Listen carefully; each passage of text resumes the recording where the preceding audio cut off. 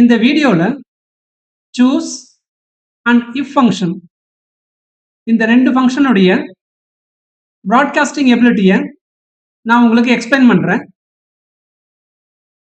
இதான் நம்மளுடைய data set. இதுல ப்ராடக்ட் அண்ட் சேல்ஸ் காலம் இருக்கு. சேல்ஸ் காலம்ல மல்டிபிள் டிரான்சாக்ஷன்ஸ்னுடைய வேல்யூவை கமா செப்பரேட்டட் வேல்யூவா கொடுத்துருக்காங்க. இத டீநார்மலைஸ்டு டேபிள்னு சொல்லுவோம். இங்க இருக்கு நம்மளுடைய எக்ஸ்பெக்டட் ரிசல்ட். இது நார்மலைஸ்டு டேபிள்னு சொல்லுவோம். இங்க பாருங்க, ஒவ்வொரு டிரான்சாக்ஷனுக்கும் ஒரு ரோ இருக்கு. இந்த வீடியோனுடைய ஃபோக்கஸ் சூஸ் மற்றும் இஃப் ஃபங்க்ஷனுடைய ப்ராட்காஸ்டிங் எபிலிட்டி தான். ஃபர்ஸ்ட் ப்ராட்காஸ்டிங்னா என்னன்னு உங்களுக்கு நான் எக்ஸ்பிளைன் பண்றேன். அதுக்கு சீக்வன்ஸ் ஆஃப் நம்பர்ஸ் கிரியேட் பண்ணிக்கிறேன். So 1 to 9 sequence of number create பண்ணிக்கிட்டேன். இந்த சீக்வன்ஸ் ஆஃப் நம்பரை 3ஆல மல்டிப்ளை பண்ண போறேன். இங்க பாருங்க, ஆபரேட்டர் வந்து மல்டிப்ளிகேஷன் சிம்பிள் தான் நம்மளுடைய ஆபரேட்டர். அதோடைய லெஃப்ட் சைட்ல அரே ஆஃப் எலிமெண்ட்ஸ் இருக்கு, ரைட் சைட்ல ஸ்கேலார் வேல்யூ இருக்கு. ரெண்டு ஆபரன்ஸ்னுடைய சைஸும் வேற.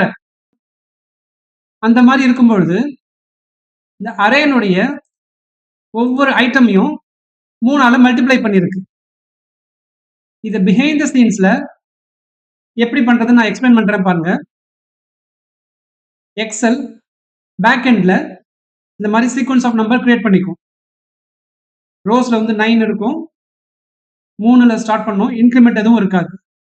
ஸோ இந்த மாதிரி அரேனுடைய சைஸை மேட்ச் பண்ற மாதிரி 9 ரோஸுக்கு 3 ஃபில் பண்ணிட்டு அப்புறம் கரஸ்பாண்டிங் ரோஸ்ல இருக்கிற ரெண்டு அரேனுடைய வேல்யூஸும் மல்டிப்ளை பண்ணும்.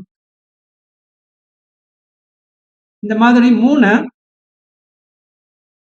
அரேனுடைய சைஸுக்கு ஏற்ற மாதிரி பாப்புலேட் பண்றது தான் நம்ம ப்ராட்காஸ்டிங்னு சொல்றோம். நம்மளுடைய கேஸ்ல ப்ராடக்ட் ஏல 4 டிரான்சாக்ஷன் நடந்திருக்கு. இந்த சேல்ஸ் வேல்யூஸை நான் ஸ்பிளிட் பண்ணும்போது ப்ராடக்ட் ஏவும் 4 அக்கரன்ஸ் நமக்கு வேணும். இதுதான் ப்ராட்காஸ்டிங்னு சொல்றது. அது நிறைய ஃபங்க்ஷன்ஸ் இந்த எபிலிட்டி இருக்கு. இந்த வீடியோல சூஸ் அண்ட் இஃப் ஃபங்க்ஷனை வச்சு நான் எக்ஸ்பிளைன் பண்றேன். முதல்ல ஒரு ப்ராடக்ட்டுக்கு நம்ம அந்த ப்ராசஸை பார்க்கலாம். சூஸ் ஃபங்க்ஷன்ல ஆரம்பிச்சுட்டு இண்டெக்ஸ் நம்பர்ல அரே கான்ஸ்டன்ட் கொடுக்குறேன், 1,2ன்னு கொடுக்குறேன். இங்க பாருங்க, கர்லி பிரேசஸ் இருக்கிறதுல நம்ம அரே கான்ஸ்டன்ட் அப்படின்னு சொல்லுவோம். இதுல நான் ஃபோர்ஸ் பண்றேன் சூஸ் ஃபங்க்ஷனை. என்னன்னா இந்த வேல்யூ 1 வேல்யூ 2 இந்த ரெண்டு ஆர்குமெண்ட்ல இருக்கிற வேல்யூஸை ஹரிசாண்டலா ஸ்டாக் பண்ணு அப்படின்னு நான் ஃபோர்ஸ் பண்றேன்.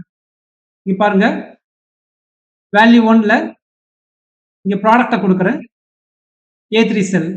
வேல்யூ 2ல இந்த சேல்ஸை கொடுக்க போறேன், பட் ஸ்பிளிட் பண்ணி கொடுக்க போறேன்.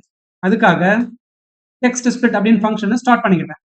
இந்த டெக்ஸ்ட் ஆர்குமெண்ட்ல B3 செல்லை கொடுக்குறேன். காலம் டிலிமிட்டரை ஸ்கிப் பண்ணிட்டு ரோ டிலிமிட்டர்ல கமாண்ட் ஸ்பேஸ் டபுள் கோட்ஸ்குள்ள கொடுத்துருக்கேன் பாருங்க. டெக்ஸ்ட் ஸ்பிளிட்டுக்கு பிராக்கெட்டை க்ளோஸ் பண்ணிட்டு சூஸுக்கும் பிராக்கெட்டை க்ளோஸ் பண்ணிட்டு கண்ட்ரோல் என்டர் அடிக்கிறேன். இங்க பாருங்க, வேல்யூ 1ல நான் வந்து ப்ராடக்ட் ஏ மட்டும் தான் ஃபீட் பண்ணியிருந்தேன். இங்க சேல்ஸ் காலம் அதை ஸ்பிளிட் பண்ணது மூலமா இந்த அரே சைஸுக்கு ஏற்ற மாதிரி ஏவை வந்து அது பாப்புலேட் பண்ணிருச்சு. இத ஒரே ஒரு ப்ராடக்ட்டுக்கு பண்ணியிருக்கு. எல்லா ப்ராடக்ட்டுக்கும் பண்ணணும் இல்லையா, வெர்டிகலா ஸ்டாக் பண்ணணும் இல்லையா. அப்ப நாம ரிடியூஸ் ஃபங்க்ஷனை யூஸ் பண்ணலாம். இங்க பாருங்க, ரிடியூஸ் ஃபங்க்ஷன்ல ஸ்டார்ட் பண்றேன். இனிஷியல் வேல்யூல தற்போதைக்கு எம்டி ஸ்ட்ரிங்கை கொடுக்குறேன், அதாச்சும் double quotes. Okay, initial value கொடுத்துட்டோம். எந்த அரேல நம்ம இட்டரேட் பண்ண போறோம்னு கேக்குது. செகண்ட் ஆர்குமெண்ட் தான் அரே. நல்லா நோட் பண்ணுங்க, இங்க சேல்ஸ் காலம் மட்டும் கொடுக்குறேன், B3 ல இருந்து B5. நீங்க திங்க் பண்ணலாம், ப்ராடக்ட் காலமே கொடுக்கவே இல்லைன்னு. நம்மளுடைய ஃபங்க்ஷன் ஆர்குமெண்ட்ல இந்த ப்ராடக்ட்டையும் நான் உள்ள கொண்டு வரேன். எப்படின்னு பாருங்க.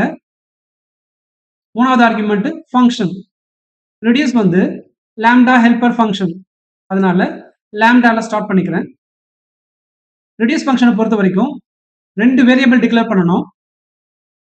ஃபர்ஸ்ட் ஒன்னுடைய வேரியபிள அக்யூமுலேட்டர்னு சொல்லுவோம். நான் அதுக்கு ஏன்னு கொடுக்குறேன். 2வது வேரியபிள் கரண்ட் வேல்யூ, அதுக்கு வின்னு கொடுக்குறேன். இந்த ஏங்கிறது ஃபர்ஸ்ட் இட்டரேஷன்ல இந்த இனிஷியல் வேல்யூ எடுத்துக்கும். விங்கிறது ஃபர்ஸ்ட் இட்டரேஷன்ல இந்த சேல்ஸ் வேல்யூ இருக்கு இல்லைங்களா, கமா செப்பரேட்டட் வேல்யூஸ், இதை எடுத்துக்கும். அப்புறம் நம்மளுடைய ஃபங்க்ஷன்ல கால்குலேஷன்ல இந்த ஹார்ட் கோட் பண்ணியிருக்கிற அந்த செல் ரெஃபரன்ஸ் எல்லாம் நான் சேஞ்ச் பண்ண போறேன். ஃபர்ஸ்ட் B3க்கு மாத்திடுறேன். ஏன்னா இதை நான் டைரக்டா எப்படி ஆக்சஸ் பண்ணலாம், நம்மளுடைய கரண்ட் வேல்யூ V மூலமா ஆக்சஸ் பண்ணுவோம். A3யை ரீப்ளேஸ் பண்றது கொஞ்சம் ட்ரிக்கி பார்ட், நல்லா க்ளோஸா வாட்ச் பண்ணுங்க. Vங்கிறது கரண்ட் வேல்யூ. ஸோ ஃபர்ஸ்ட் இட்டரேஷன்ல அது வந்து B3 செல்லை ரெஃபர் பண்ணும். நான் இதுக்கப்புறம் ரேஞ்ச் ஆபரேட்டர் கொடுக்குறேன், கோலன். அப்புறம் A5 செல்லை ரெஃபர் பண்ணியிருக்கேன். ஸோ இந்த ரேஞ்சு ஃபர்ஸ்ட் இட்டரேஷன்ல என்ன கொடுக்கணும்னு நல்லா நோட் பண்ணிக்கோங்க. B3 to A5 அப்படிங்கிறது ஆக்சுவலா A3 இருந்து B5ன்னு அர்த்தம். இந்த ரேஞ்சில் எனக்கு என்ன வேணும்னா இந்த ப்ராடக்ட் A மட்டும் வேணும், A3 மட்டும் வேணும். அதுக்காக இம்ப்ளிசிட் இன்டர்செக்ஷன் ஆபரேட்டர்னு ஒன்று இருக்கு. அட் சிம்பிள் தான் இம்ப்ளிசிட் இன்டர்செக்ஷன் ஆபரேட்டர். அது என்ன பண்ணும்னா இதுக்கப்புறம் கொடுக்கப்பட்டிருக்கிற ரேஞ்சில் டாப் லெஃப்ட் செல்லை எடுத்து கொடுக்கும். ஸோ நல்லா நோட் பண்ணிக்கோங்க. ஃபர்ஸ்ட் இட்டரேஷன்ல A3 எடுக்கும், 2வது இட்டரேஷன்ல A4 எடுக்கும். ஸோ அப்போ நமக்கு ப்ராடக்டையும் ரெஃபர் பண்ணிக்கும். இங்கே வேல்யூ 2ல ஏற்கனவே சேல்ஸை ஸ்ப்ளிட் பண்ணிக்கிறோம். லாம்டாக்கு பிராக்கெட்டை க்ளோஸ் பண்ணிக்கிட்டு ரெடியூஸுக்கு க்ளோஸ் பண்ணிட்டு கண்ட்ரோல் என்டர் கொடுக்குறேன். நமக்கு அழகாக ஸ்ப்ளிட் பண்ணி ப்ராட்காஸ்ட் பண்ணி ரிசல்ட் வந்துருச்சு. பட் லாஸ்ட் இட்டரேஷனுடைய ரிசல்ட் மட்டும்தான் வந்திருக்கு.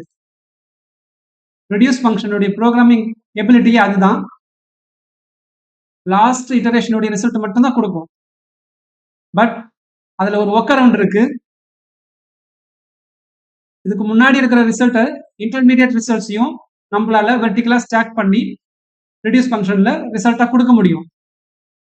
அதுக்கு நம்மளுடைய கால்குலேஷன் ஆர்குமெண்ட் இருக்கு இல்லையா, இங்க வி ஸ்டாக் அப்படின்னு ஸ்டார்ட் பண்ணிக்கிறேன். ஃபர்ஸ்ட் என்ன இருக்கணும்னா அக்யூமுலேட்டர் வேல்யூ இருக்கணும். அது என்ன வேரியபிளை நம்ம ஆக்சஸ் பண்ணலாம், ஏ. ரெண்டாவது கரண்ட் இட்டரேஷனுடைய ரிசல்ட். பிராக்கெட்டை க்ளோஸ் பண்ணிக்கிறேன். இது என்ன பண்ணணும்னு நல்லா எக்ஸ்பிளைன் பண்றேன் பாருங்க. ஃபர்ஸ்ட் இட்டரேஷன்ல இந்த எம்டி ஸ்ட்ரிங் தான் நமக்கு அக்யூமுலேட்டர். ஸோ இந்த எம்டி ஸ்ட்ரிங் எடுத்துக்கிறேன். அதுக்கப்புறம் இந்த ப்ராடக்ட் ஏனுடைய அந்த டிரான்ஸ்ஃபர்மேஷன் இருக்கு இல்லையா, 4 ரோனுடைய ரிசல்ட் இருக்கு இல்லையா, இந்த 4 ரோனுடைய ரிசல்ட்டையும் அக்யூமுலேட்டரோட வெர்டிகலா ஸ்டாக் பண்ணிக்கும். ஸோ இங்க எம்டி ஸ்ட்ரிங் இருக்கும், ப்ராடக்ட் ஏனுடைய ரிசல்ட் இருக்கும். ரெண்டாவது இட்டரேஷன்ல இந்த எம்டி ஸ்ட்ரிங் பிளஸ் ப்ராடக்ட் ஏனுடைய ரிசல்ட்டோட ப்ராடக்ட் பினுடைய ரிசல்ட்டை வெர்டிகலா ஸ்டாக் பண்ணும். இங்க லாஸ்ட்ல பாருங்க, கண்ட்ரோல் என்டர் அடிக்கிறேன். நமக்கு அழகா தேவையான ரிசல்ட் வந்துருச்சு. பட் ஃபர்ஸ்ட் ரோல நம்ம ஸ்டார்ட் பண்ணது எம்டி ஸ்ட்ரிங்ல ஸ்டார்ட் பண்ணதுனால ஒரு பிளாங்க் ரோ இருக்கு. பட் இதுக்குமே ஒரு அழகான ஒர்க் அரவுண்ட் இருக்கு. இங்க பாருங்க, நான் இனிஷியல் வேல்யூவை ஹெட்டர்ல கொடுக்குறேன். இப்ப ஃபர்ஸ்ட் ரோல ஹெட்டர் இருக்கும், கீழே நமக்கு தேவையான ரிசல்ட் அழகா ஸ்டாக் பண்ணிருச்சு. இந்த சேல்ஸ் வேல்யூ நம்ம ஸ்ப்ளிட் பண்ணும்போது டெக்ஸ்ட் ஸ்ப்ளிட் ஃபங்க்ஷனை யூஸ் பண்ணியிருக்கோம். அப்ப அதனுடைய ரிசல்ட்டும் டெக்ஸ்டா தான் இருக்கும். ஒன்றும் பிரச்சனை இல்லை. இங்க பாருங்க, டபுள் நெகேஷன் மூலமா இந்த டெக்ஸ்ட் எல்லாம் நம்பரா கன்வெர்ட் பண்ணிடலாம். இப்போ கண்ட்ரோல் என்டர் கொடுத்தோம்னா அழகா நமக்கு ஸ்ப்ளிட் ஆயிடுச்சு, நார்மலைஸ்டு டேபிள் வந்துருச்சு. இது சூஸ் ஃபங்க்ஷன் மூலமா பண்ணியிருக்கோம். இதையே if ஃபங்க்ஷன் மூலமா பண்றது எப்படி? ஒண்ணும் இல்ல, இங்க பாருங்க. இந்த ஃபங்க்ஷனை மட்டும் ifன்னு மாத்திடுறேன். இங்க 1, 2க்கு பதிலா இண்டெக்ஸ் நம்பர் இல்ல, if ஃபங்க்ஷன்ல true or falseன்னு கொடுக்க போறேன். ஸோ 1, 0ன்னு கொடுக்குறேன். அகைன் நீங்க என்ன பண்றோம் பாருங்க. if ஃபங்க்ஷனுடைய result value true, value false ரெண்டுமே எனக்கு எடுத்துக்கோ. எடுத்துக்கிட்டு ஹரிசாண்டலா ஸ்டாக் பண்ணு அப்படின்னு கொடுக்குறேன். அழகா கண்ட்ரோல் என்டர் கொடுக்குறேன்.